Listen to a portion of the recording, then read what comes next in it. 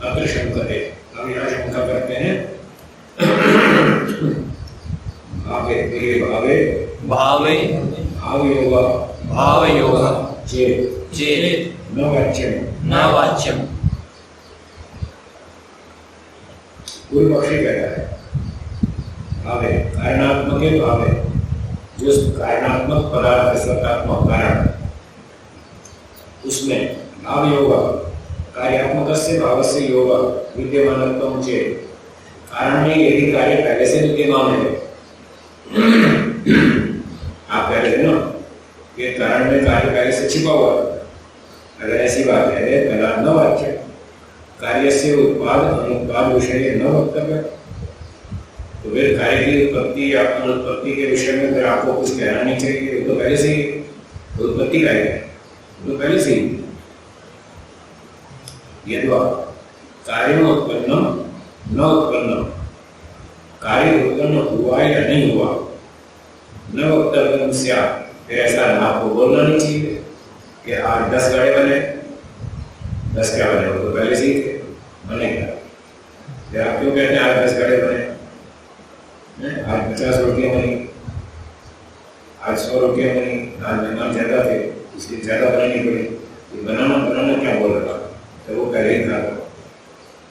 पूर्व पक्षी का तो काम ही टेढ़ी चाल चल रहा था,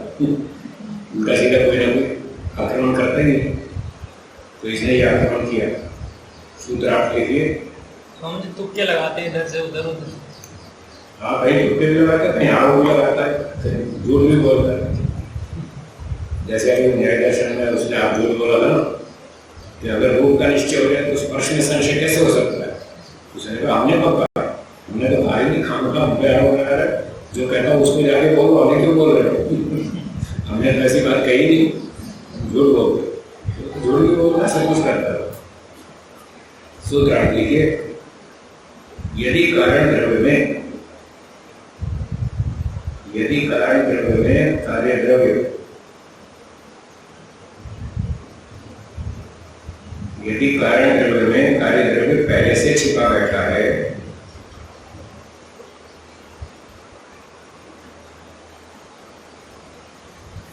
तो आप ऐसा क्यों कहते हैं, ये पूर्व पक्षी कह रहा है सिद्धांती को, तो आप ऐसा क्यों कहते हैं कि आज 10 घड़े बनाए गए,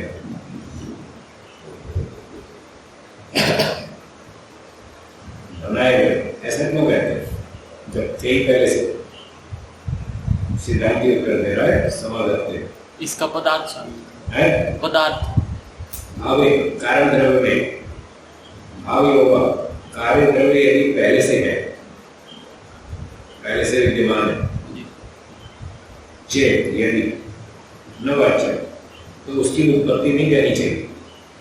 कि आप 10 गाड़े बने, ऐसा नहीं कहना चाहिए, वो तो पहले से ही था।